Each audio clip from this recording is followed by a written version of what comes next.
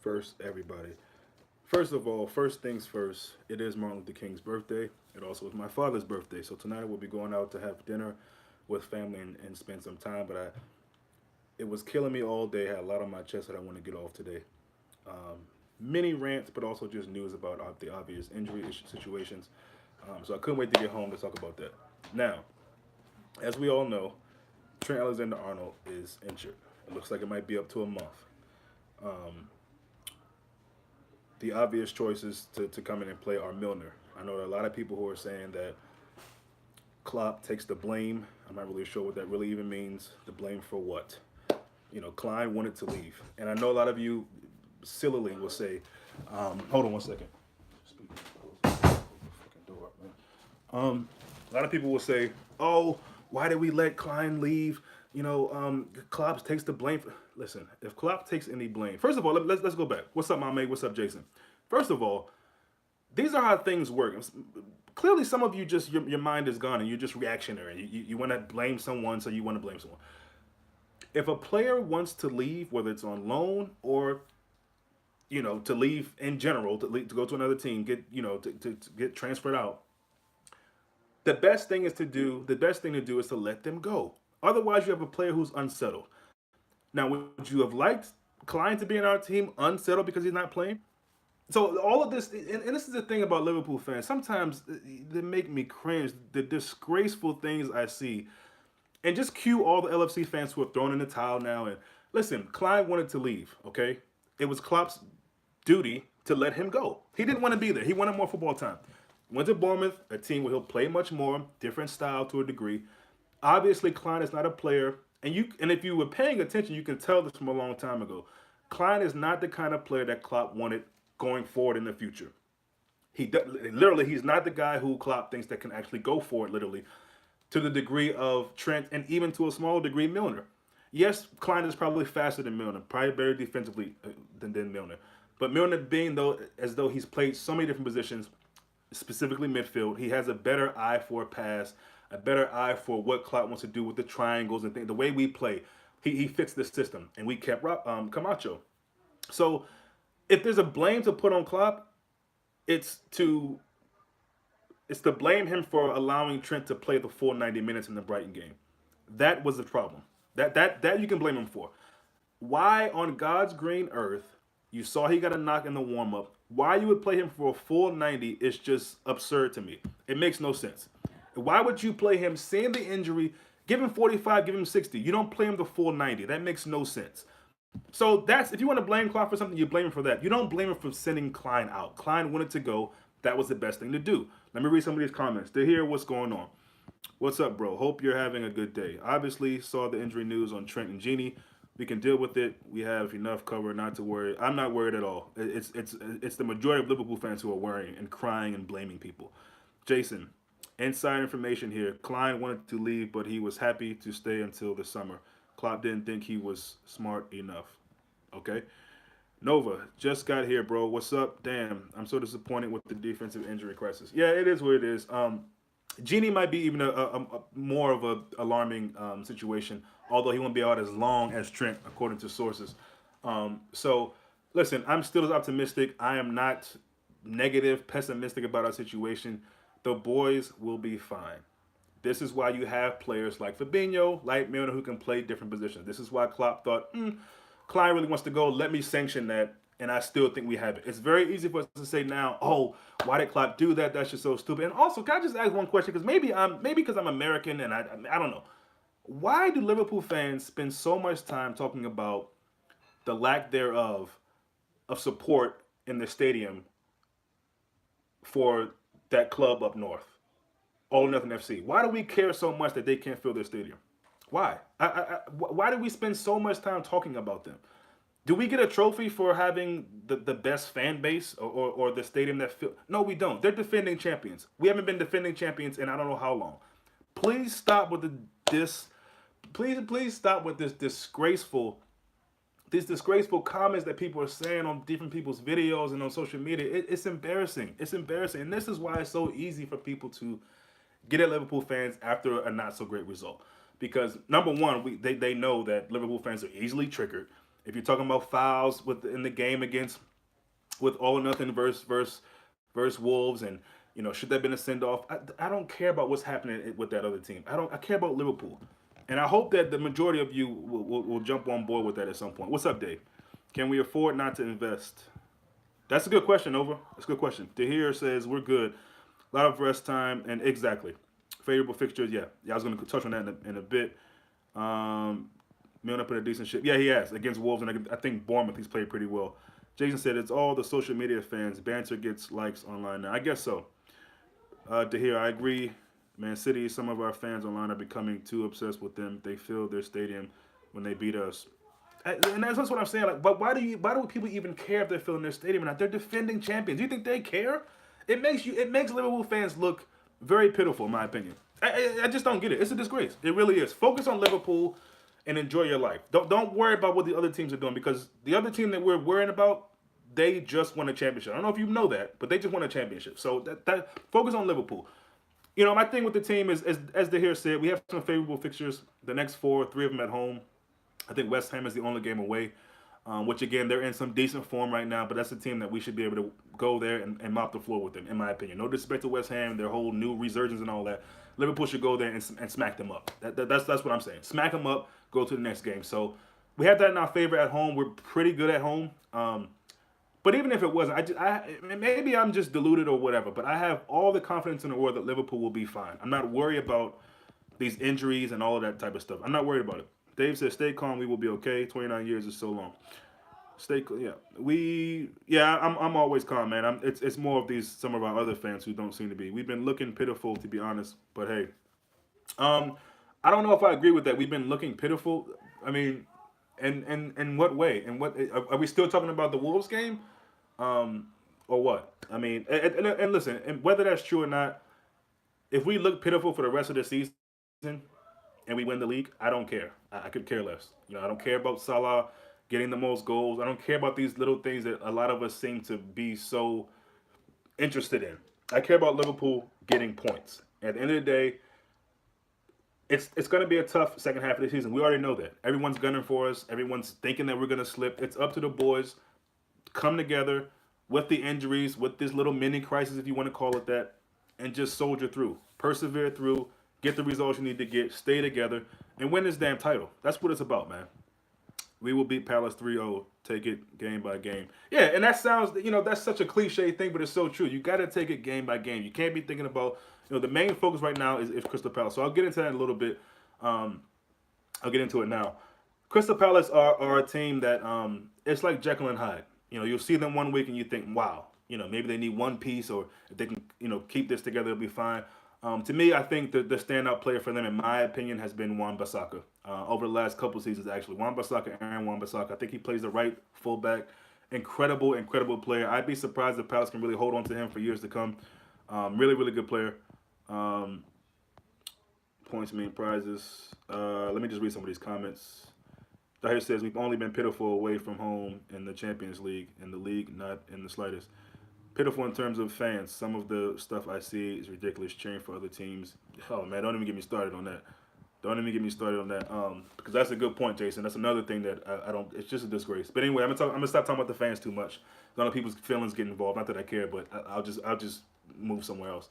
Um, they got players. Zaha, we get it. Towson, not only because he hit that goal against City, but he had a similar shot against us that hit the bar. So they've got some guys. Milijovic, whatever his name is in the midfield, the captain. They got some guys. But we're at home, and Crystal Palace, yes, in the past has given us problems. We all know about those games.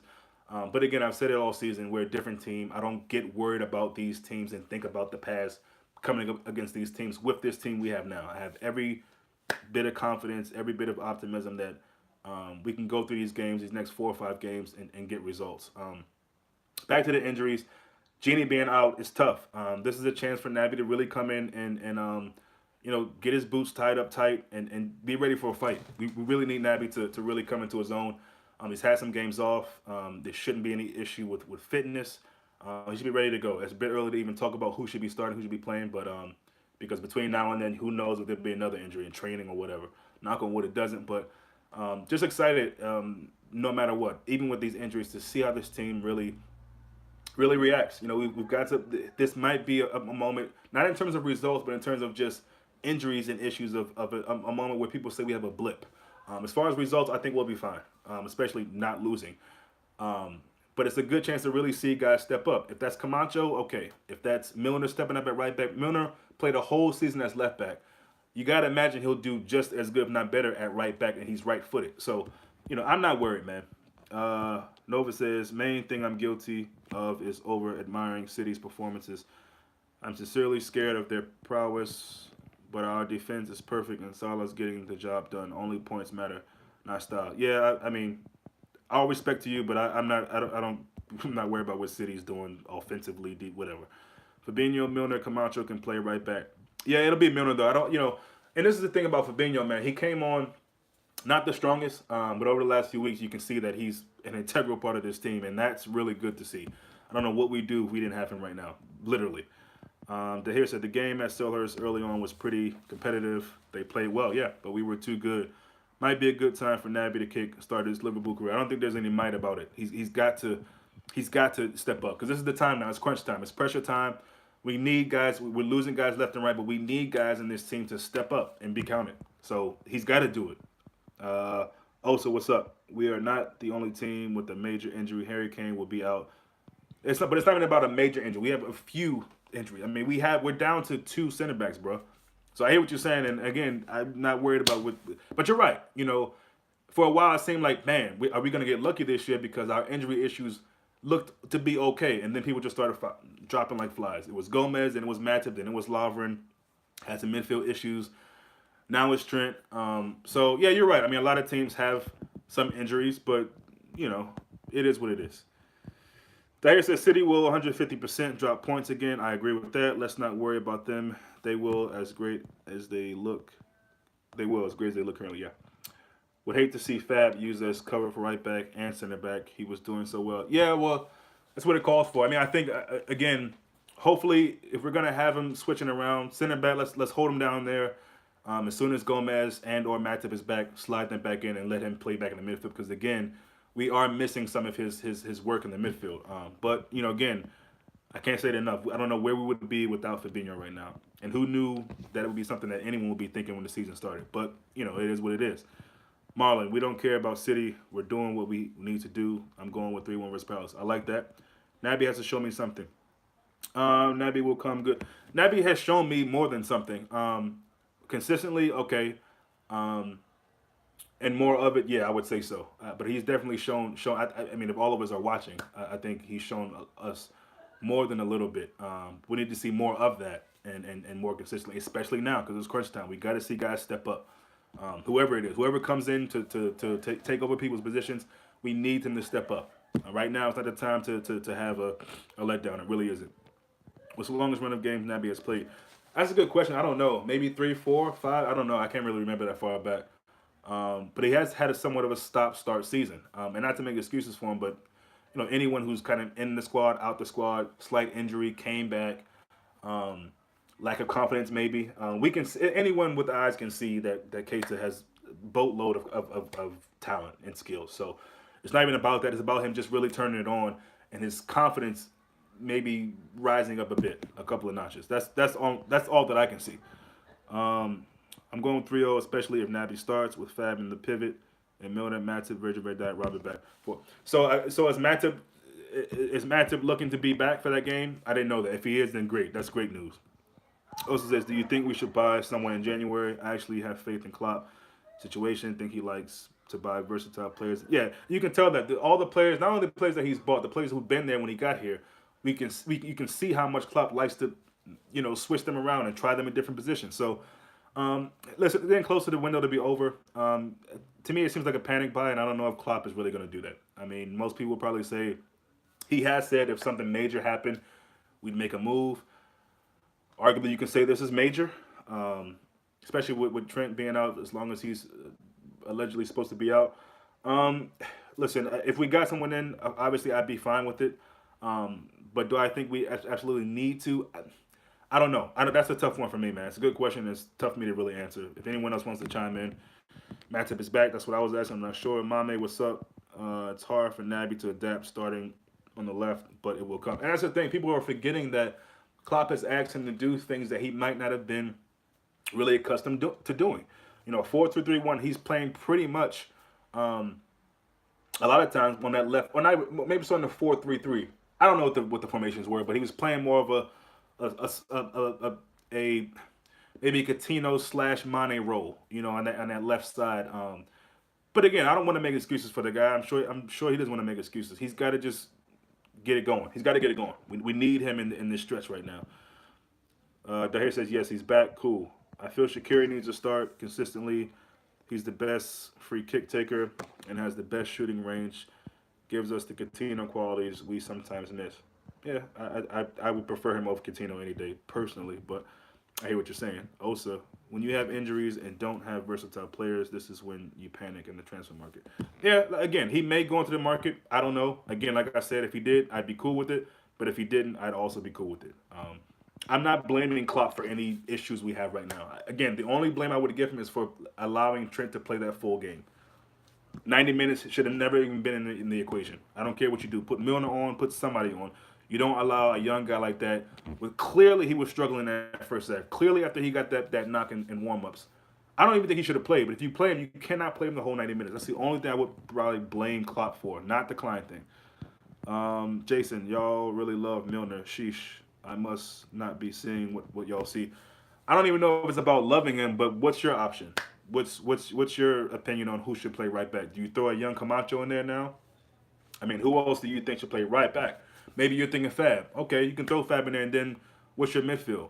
So it's not about loving Milner, in my opinion. It's about knowing he's played a fullback role before, left. He's right-footed. You got to imagine he can be at least that good at fullback. So, I mean, I know you have somewhat of an agenda against Milner, which is fine. I'm totally cool with that, but it's just about who we have in our team right now. Because right now, I don't know who else you can put there besides Fabinho. Matip is back, and Genie and Trent will be back against Bayern. Right. Which still bothers me because that's a lot of time off, and to throw them back in that game, I don't know. But again, in hindsight now, you could say it's probably best that we're not in those other competitions. Everybody was complaining about it, but the fact that we have this much of a rest or break time in between games can only be a good thing. Gotta say, shout out to Firmino. On recent weeks, he's playing like an animal in the 4-2-3-1. Yeah, and he's a very unique player, and this is why so many seasons have gone on, and people are saying, "Where's the replacement? Where's the backup to Firmino?" That might keep going on. Klopp really loves Firmino, and you can see why. You can see why the work he does. Again, I've never seen a player, a number 9, a number 10, whatever you want to call him, who may not score goals but is so effective in games. I've never seen that. And if you've seen somebody who does that, let me know. Firmino is like Dahir said, a very, very unique, one-of-a-kind kind of player. So, Osa says Milner is the only player in the squad that has experience winning the Premier League with Manchester. Yeah, people forget about that as well. Milner versatility is top-notch. Outside of Milner, Alex has championship experience. He won the FA Cup with Arsenal. We need experienced players to get us over the line, even if it's just one. Right.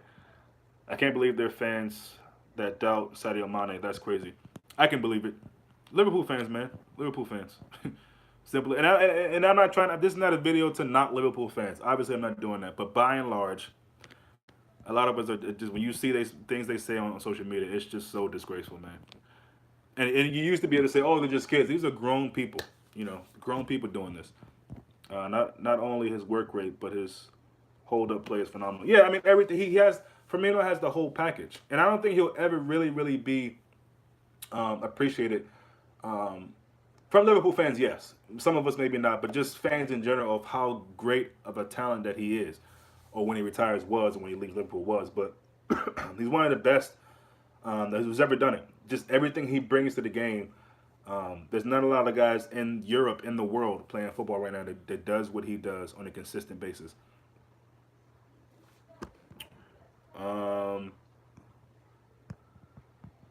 Yeah, so that's about it for me, guys.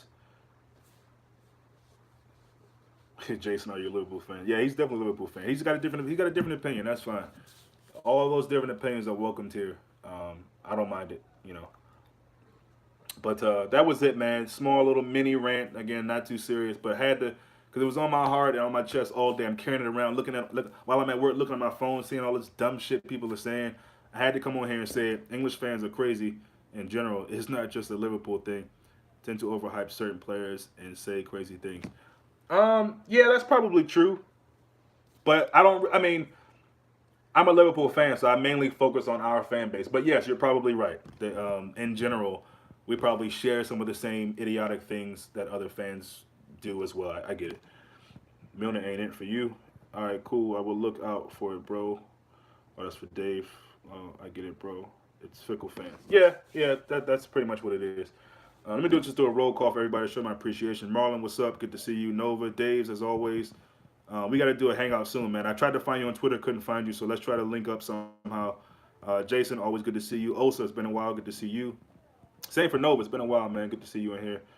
Who else is here? Dahir. I think that's about it. Mame, what's up? Good to see you in here. Who else is here? I think that's about it. If I forgot your name, it wasn't done purposely. I think I got everybody. Jason, yeah.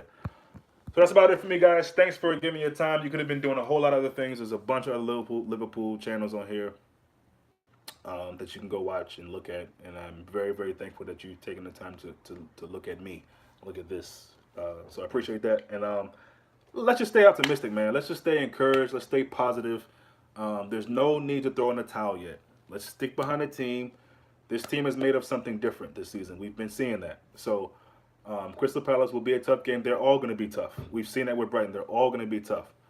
But let's stay positive and look forward to the next game. So I'm gonna go enjoy my family, have some good food, hopefully some good beverage, and I will see you guys soon.